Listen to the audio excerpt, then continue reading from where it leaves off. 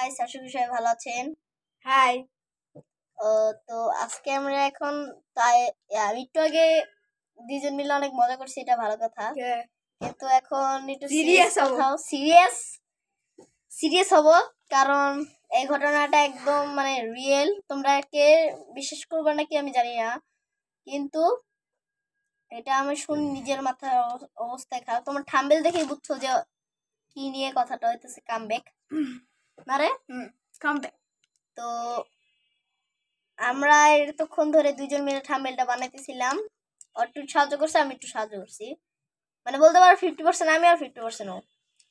তো আজকে কথা বলবো রিয়েল মাদ্রিদ আর ম্যানচেস্টার সিটি নিয়ে। তো আমি শুনেছি যে ম্যানচেস্টার সিটির সাথে একটা প্রিমিয়ার লিগ ম্যাচে ম্যানচেস্টার সিটি বনাম রিয়েল মাদ্রিদের খেলা হয়েছে।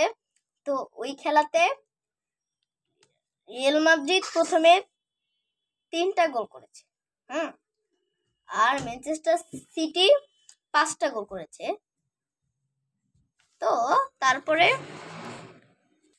ওই টাইমে ঘটেছিল কি, আমরা সবাই ভেবেছিলাম যে রিয়েল মাদ্রিদ হেরে যাবে এই প্রিমিয়ার লিগ ম্যাচে। একটু এদিকে